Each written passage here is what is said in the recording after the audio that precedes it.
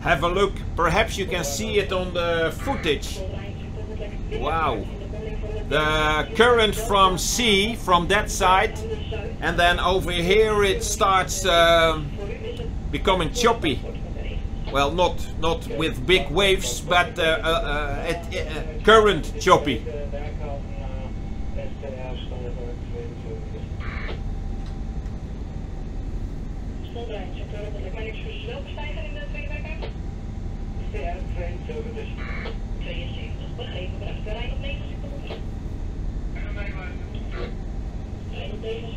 Binnenvaart uit de centrale schoolzoek tot de middel gaat richting de Oude Maas. We terug gewoon bakboord. Binnenvaart monding derde pit. Die rijdt aan de centrale school en voor de Beltmaathaven. Zeevaart nu op 600 meter binnen de monding van de derde pit.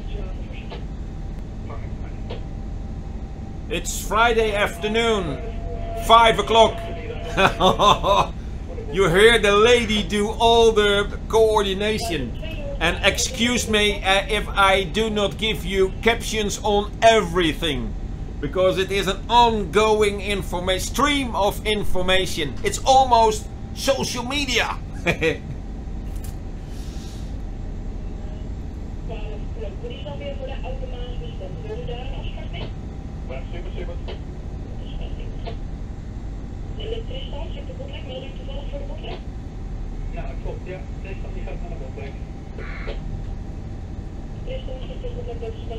Dus hier maar vooruit rijdt richting de stad. Uitvarende zeevaart 500 meter binnen de monding derde pet. Die gaat naar zee. Binnenvaart, dus die naast de monding. Both engines are running 2000 RPM. And slowly we will turn onto the Nieuwe Maas. Tristan zit er, mijn excuses, de uitvaart uit de Gillia. De Gillia? De eerste, dat is goed van. Uitvarende zeevaart monding te rond te laten. Die komt nu de centrale deuren. The current pushes us. For sure. Wow, have a look. Woohoo.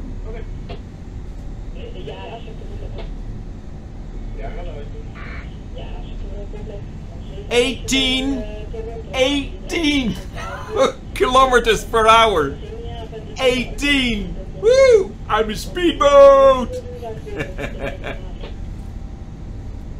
ik wil er dat voor wel erin gaan. Ik zie alleen die MW-bootjes. Die moet wel eventjes voor laten gaan. Want daar achter blijft naar binnen. What a speed! This I have not seen before. 18.7. I will slow down. I will slow down.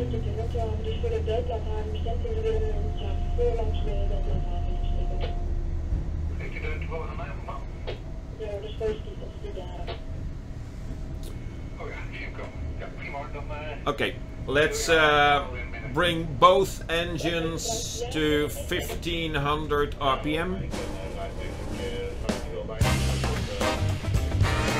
Yeah.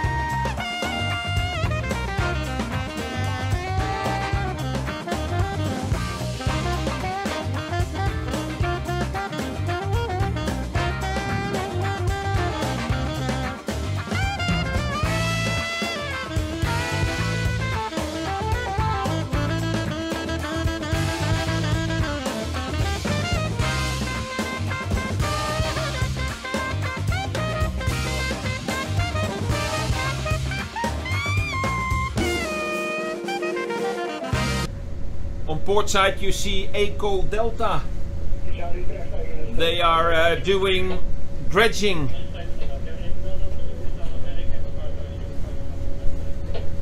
With 3 hoppers, it seems.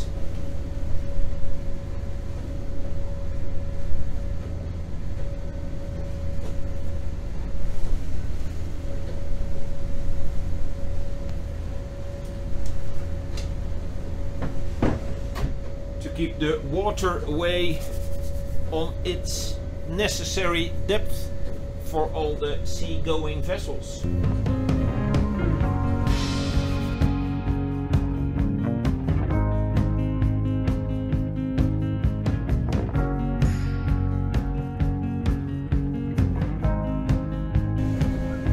On port side you see the Euro mast. For years an iconic statue in length and building, a tourist attraction.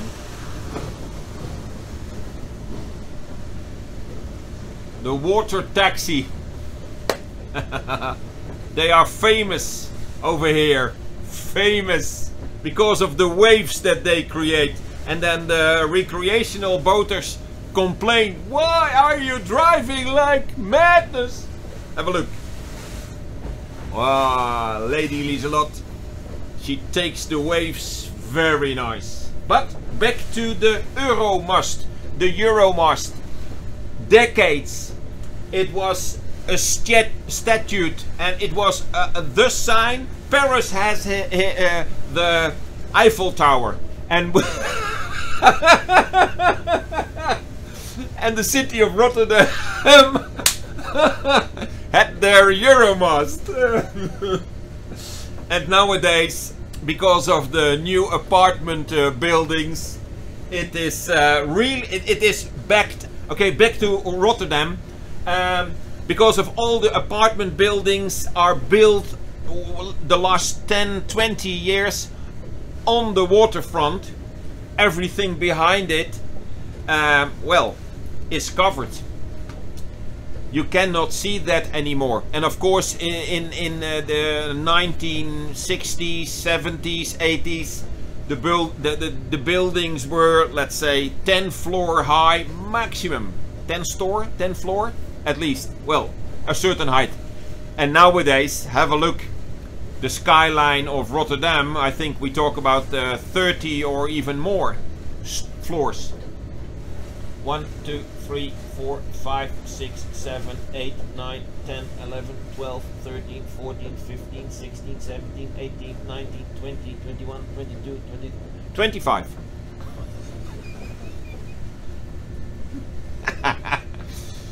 I did it with my counting fingers.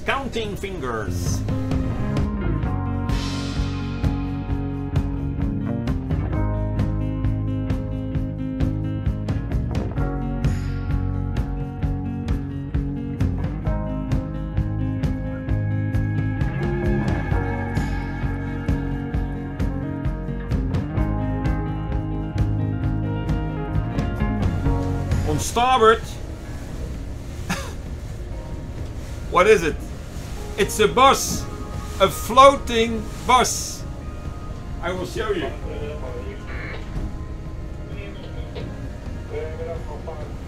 Well, and then at the moment we are at the Holland-Amerika line. It is called Hotel New York. It was in the 1800s the place where you left Rotterdam for the United States of America.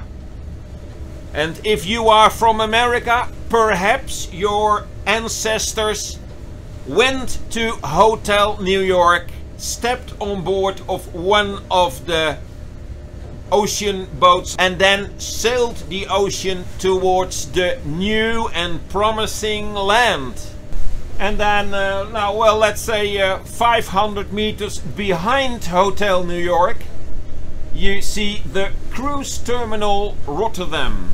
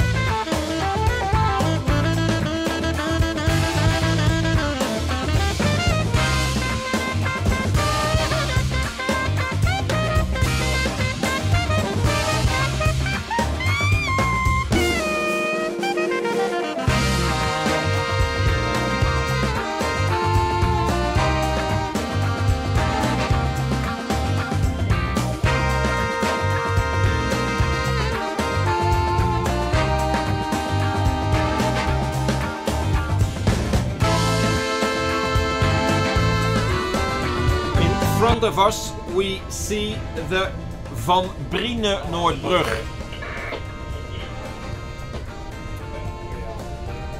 Years ago I lived in a city called Zwijndrecht, and I also lived in Ridderkerk, which is on that side of the bridge.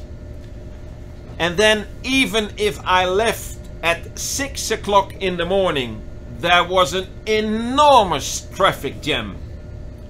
And then they decided to make it even wider. I think the whole operation took approximately 1 to 2 years. And then, yeah, there was no traffic jam anymore for approximately 1 year. And then,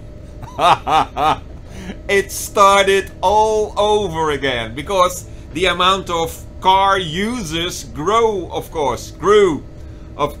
Oh. But nowadays, I see cars just passing by. But man, have I spent many hours waiting to come over this bridge. The Van Brienenoordbrug. Legendary. Okay, whilst we are under the Van Brienenoordbrug, if I go straight to the port side of the river, then it becomes Hollandse IJssel. And that is where I need to go to.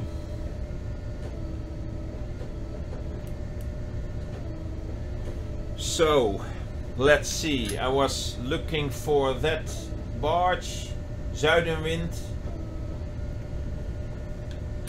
And behind him I do not see any other AIS target, so I then can cross towards the wrong side of the river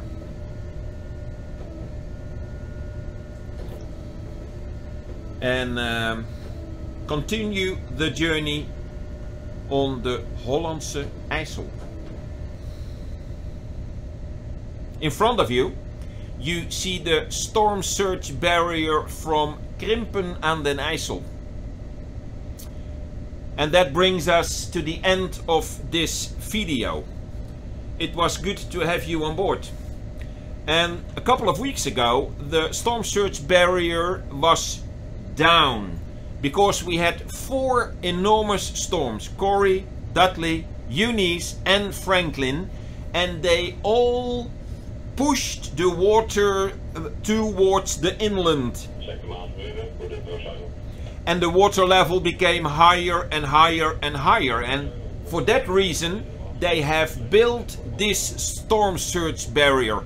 They closed it to protect the inland behind the barrier. But then still barges and recreational boaters, well, I don't think that they will go out in a storm, but the boats still can go to Gouda at the end of this river, and they can drive the Hollandse IJssel because next to the storm surge barrier there is a lock. But as you can see now, the storm surge barrier is open, so I can pass without any problem. Have you already subscribed? Please do if you have not. And thank you for being on board. Thank you for joining me, and see you in the next video. Alright? Bye now.